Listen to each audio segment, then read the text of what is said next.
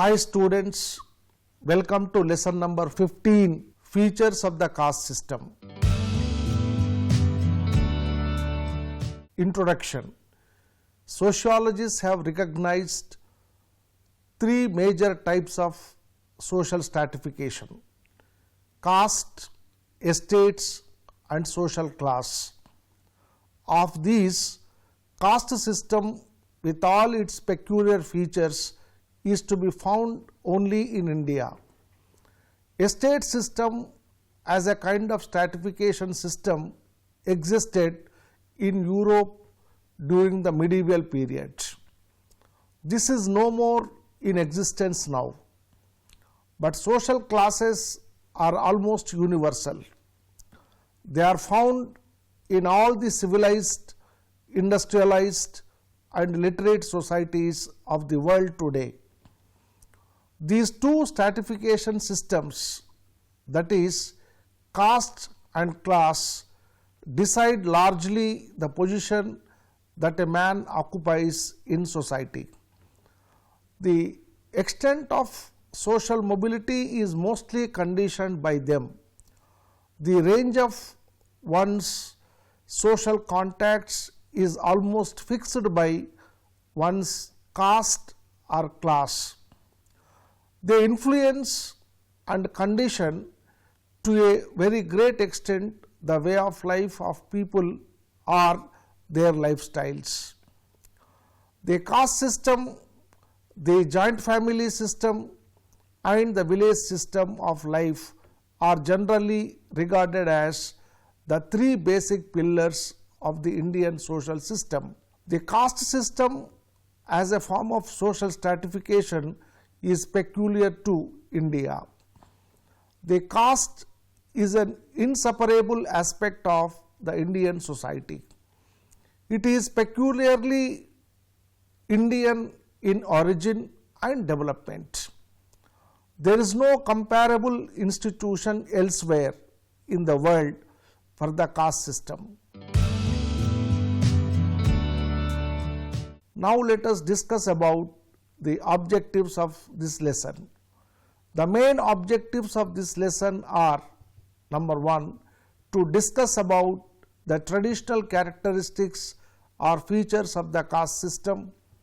Number 2, to discuss about the changing trends in the caste system in modern India.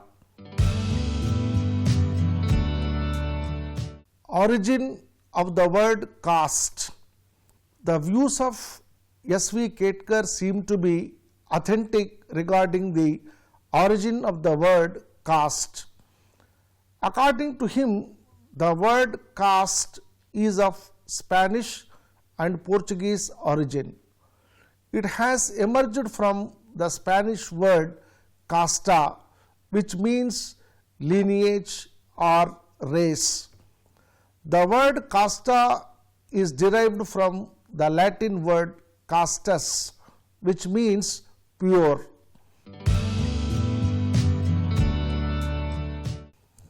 Definitions of caste. Caste is so complex a phenomena which is difficult to define. Writers and scholars are not unanimous in their opinion regarding caste, its emergence, definition, characteristics, etc. Bailey and M. N. Srinivas have viewed castes as structures. Caste, Dutt and Opler have given the characteristics of caste instead of defining it. Number 1, according to Caste, a caste is a group having two characteristics. Number 1, membership is confined to those who are born of members and includes all persons so born. Number 2, the members are forbidden by an inexorable social law to marry outside the group. Then D. N. Majumdar and T. N. Madan have said that caste is a closed group. According to C. H. Cooley, When a class is somewhat strictly hereditary, we may call it a caste. According to A.W. Green, caste is a system of stratification in which mobility up and down that status ladder, at least ideally, may not occur. According to Sir Herbert Risley, caste is a collection of families bearing a common name, claiming a common descent from a mythical ancestor, human and divine, professing to follow the same hereditary calling and regarded by those who are competent to get an opinion as forming a single homogeneous community. Now let us discuss about the traditional characteristics of caste. The caste system is highly complex in nature. As Dr. G.S. Gurye says, any attempt to define caste is bound to fail because of the complexity of the phenomena. He describes 6 main characteristics of caste in his work Caste and Race in India. The following are the main traditional features of the caste system. Number 1, caste as a segmental division of society. The Hindu society is a caste-ridden society. It is divided into a number of segments called castes. It is not a homogeneous society. Castes are groups with a well-defined boundary of their own. The status of an individual is determined by his birth and not by selection nor by accomplishments. No amount of power, prestige and self can change the position of man. The membership of the caste is hence unchangeable, unacquirable, inalienable, unattainable and non-transferable. Further, each caste has its own way of life. Each caste has its own customs, traditions, practices and rituals. It has its own informal rules, regulations and procedures. Then second, caste as a hierarchical division of society. The Hindu society is a gradational one.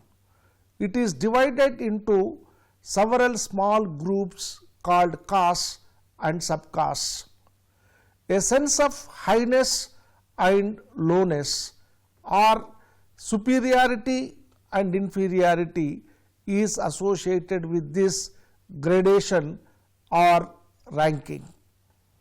The Brahmins are placed at the top of the hierarchy and are regarded as pure, supreme or superior. The degraded castes are the so-called untouchables or Harijans have occupied the other end of the hierarchy. Then third, restrictions on feeding and social intercourse. Under this we have two aspects. One is restrictions on food habits. The caste system has imposed certain restrictions on the food habits of the members. They differ from caste to caste, who should accept what kind of food and from whom is often decided by the caste. For example, in North India, a Brahmin would accept pakka food, that is cooked in ghee, only from some castes lower than his own.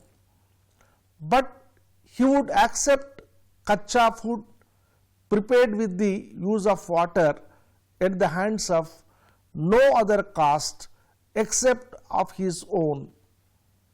As a matter of rule, and practice, no individual would accept kacha food prepared by a man of an inferior caste. Generally, any kind of food that is prepared by the Brahmin is acceptable to all the caste people. Then another one is restrictions on social relations. The caste system puts restrictions on the range of social relations also. The idea of pollution makes this point clear. It means a touch of a lower caste man would pollute or defile a man of higher caste. Even their shadow is considered to be enough to pollute a higher caste man. In Kerala, for a long time, a Nair could approach a Nambudri Brahmin but would not touch him. Further, a Thiyan was expected to keep himself at a distance of 36 steps from a Brahmin, and a Pulayan, a scheduled caste, a distance of 96 paces. In Tamil Nadu, the Shanar Taddy Tapper was expected to keep a distance of 24 paces while approaching a Brahmin. This has resulted in the practice of untouchability. This practice has made the lower caste people to be segregated completely from the higher caste. Number 4, civil and religious disabilities and privileges of different sections. Social and religious disabilities of certain castes. In the traditional caste society, some lower caste people, particularly the Harijans, suffered from certain civil or social and religious disabilities. Generally, the impure castes are made to live on the outskirts of the city or the village. In South India, certain parts of the towns or the villages are not accessible to the untouchables. It is recorded that during the Peshwa rule in Maharashtra, the Mahars and Mangs, these two are so-called untouchable castes, were not allowed within the main gates of Pune before 9 a.m. and after 3 p.m. The reason was that during the time their bodies would cast too long shadows, which, if were to fall on the Brahmins, would defile them. Socially, Dalits or the so-called untouchables are separated from other members.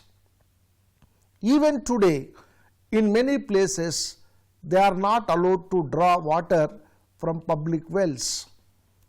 During the early days, public places like hotels, hostels, public lecture halls, schools, temples and theatres were not kept open for the lower caste people, particularly the Dalits.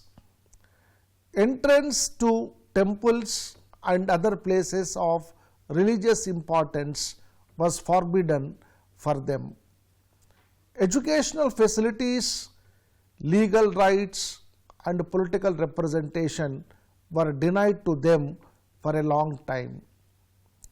In South India, restrictions were imposed on the mode of constructing houses and on the pattern of ornamentation. The toddy tappers of Malabar were not allowed to carry umbrellas, to wear shoes or golden ornaments, and to milk cows. They were forbidden to cover the upper part of their body. Civil and religious privileges of certain castes. While the lower caste people suffer from certain disabilities, some higher caste people like the Brahmins enjoy certain privileges. Nowhere in the Brahmins suffered from the disabilities cited earlier. They are given more liberty because they are believed to be born pure and superior. The Brahmins never saluted others, but they always had the privilege of being saluted by others. They never even bowed to the idols of the lower caste people. Education and teaching were almost the monopoly of the higher caste people. Chanting the Vedic mantras was a great privilege of the Brahmins. The upper caste people in general enjoyed social, political, legal and religious privileges. Then fifth point is restrictions on occupational choice. In the caste-ridden society, there is a gradation of occupations also. Some occupations are considered to be superior and sacred, while certain others branded as degrading and inferior. For a long time, occupations were very much associated with the caste system. Each caste had its own specific occupation. The caste members were expected to continue the same occupations. Occupations were almost hereditary. Weaving, shoemaking, oil grinding, sweeping, scavenging, curing hides, tanning, washing clothes, barbering, pottery, etc. were considered to be somewhat degrading. Learning, priesthood and teaching were the prestigious professions which mostly the Brahmins pursued.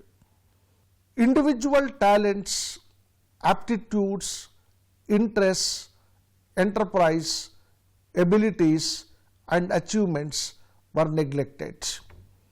But agriculture, trade and laboring in the field were thrown open to all the castes. At the same time, no caste would allow its members to take up to any profession which was either degrading or impure. Then sixth point is restrictions on marriage. The caste system imposes restrictions on marriage also. Caste is an endogamous group. Endogamy is a rule of marriage according to which an individual has to marry within his or her group. Each caste is subdivided into several subcastes which are again endogamous. Intercaste marriages were strictly forbidden then. Even at present, intercaste marriages have not become popular. Violation of the rule of endogamy was strictly dealt with during the early days. This rule of endogamy has resulted in close inbreeding. Some writers like Hutton regards endogamy as the very essence of the caste system. Then seventh point is caste panchayats. During the early days, in every village, every caste used to have its own caste panchayat. It consisted of 5 chosen senior members who enjoyed much social privilege and respect. The caste panchayat used to perform a number of functions among which the following may be noted. Number 1, caste panchayat used to make the members comply with caste rules and regulations. Number 2, settling caste disputes and giving its final verdict on the issues referred to it were also its functions. Number 3, it gave punishments to those who violated caste rules and obligations. Number 4, matters such as breaking the marriage promise, refusal on the part of the husband to take the wife to his house, cruelty to wife, adultery on the part of wife, killing the cows, insulting the Brahmins, having illicit sex relations with other caste people, etc. were dealt with by the caste panchayats. Fifth one is, it used to give punishments such as arranging dinner party for the fellow caste men, imposing fine, purification, pilgrimage, outcasting, etc. for the offenders. Sixth point, the caste panchayat was also striving to promote the welfare of the caste members. Safeguarding the interests of the caste members was yet another function of the panchayat. These caste panchayats have become weak and ineffective nowadays. The sociological perspective views the caste system in terms of social stratification in a society and as a phenomena of social inequality. According to it, society has certain structural aspects and it distributes its members in social positions. Caste as a system refers to interrelated and patterned interaction among castes in terms of collectivity is restrictions, namely restrictions on change of membership, occupation, marriage and commensal relations. In viewing caste as a system, there is a presupposition that no caste can exist in isolation and that each caste is closely involved with other castes in the network of economic, political and ritual relationships. As a cultural phenomena, caste may be viewed as a set of values, beliefs and practices.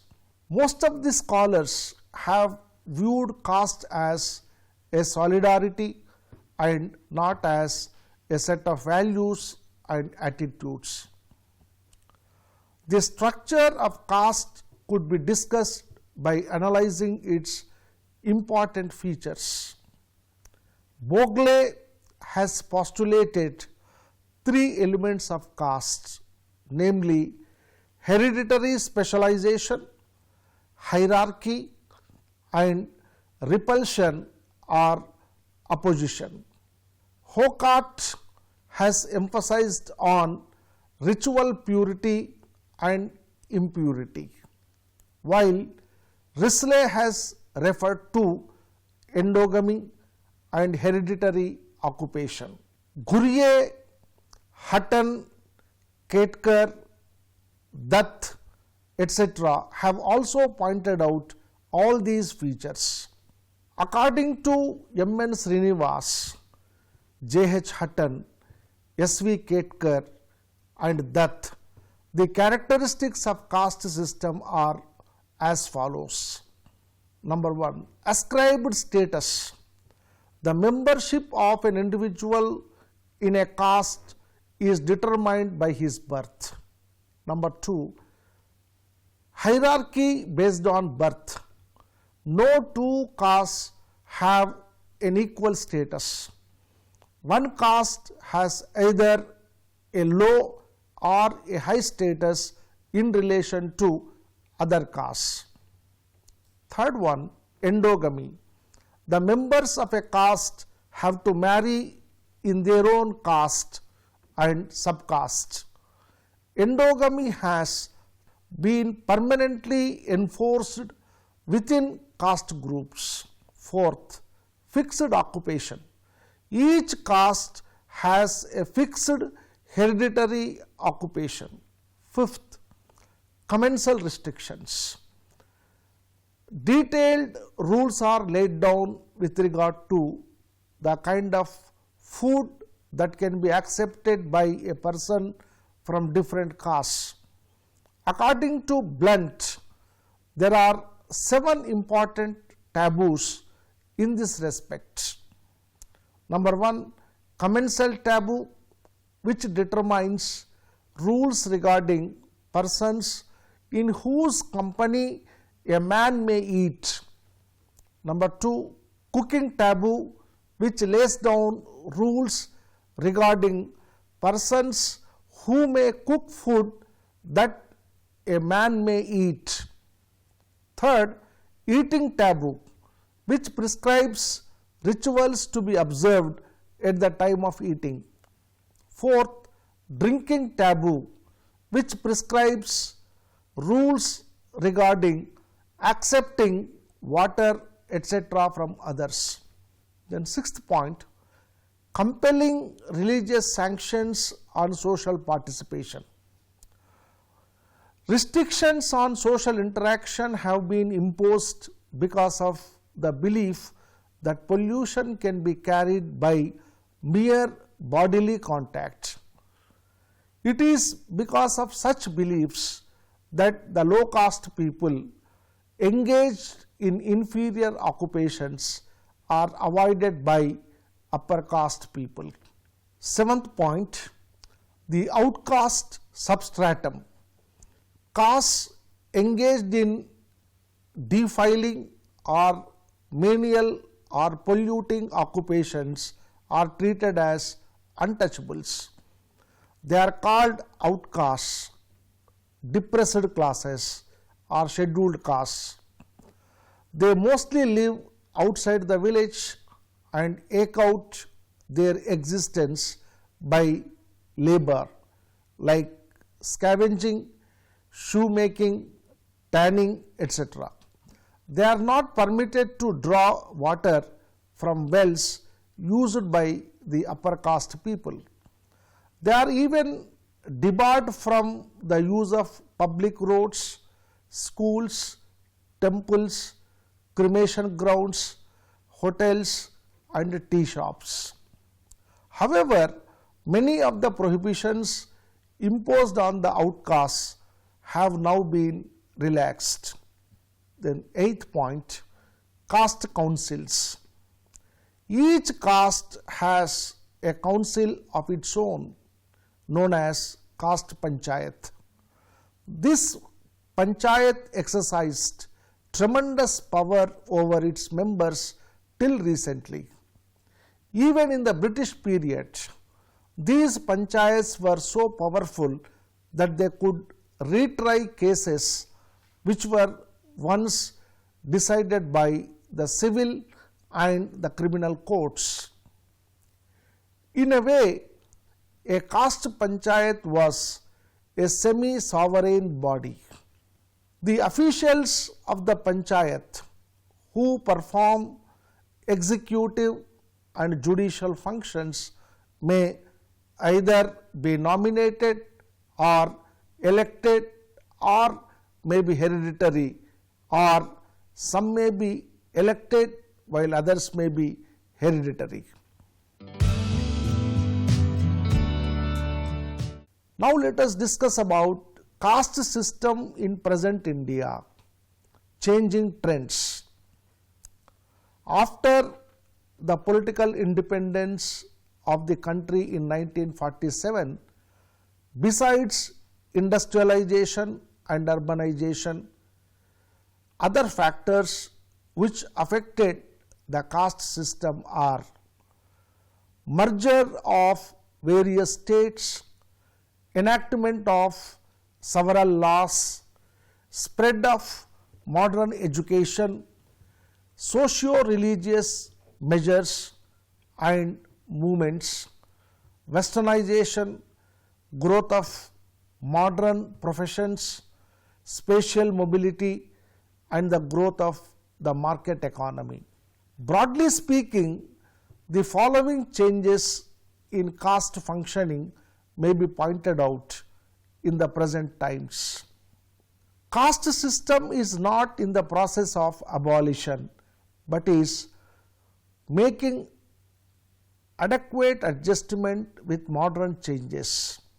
The religious basis of caste has cramped. Old social practices of imposing restrictions of varied types have dwindled. Caste no longer restricts newly valued individual freedom. Caste no longer determines the occupational career of an individual, though his social status continues to be dependent on his caste membership. Serious efforts are being made to grant equality to the backward castes and Dalits. Intercaste conflicts are increasing. However, these are more for achieving power than on grounds of ritual status. Casteism has increased. The Jajmani system in the villages has weakened, affecting intercaste relations. The dominance of a caste in village no longer depends upon its ritual status. Caste and politics have come to affect each other. On the one hand, some caste organizations have strengthened, while on the other hand, a large number of castes have lost their group solidarity and a sense of responsibility. Caste no longer acts as a barrier to social progress and to nations' development. India is on the move in spite of the caste system.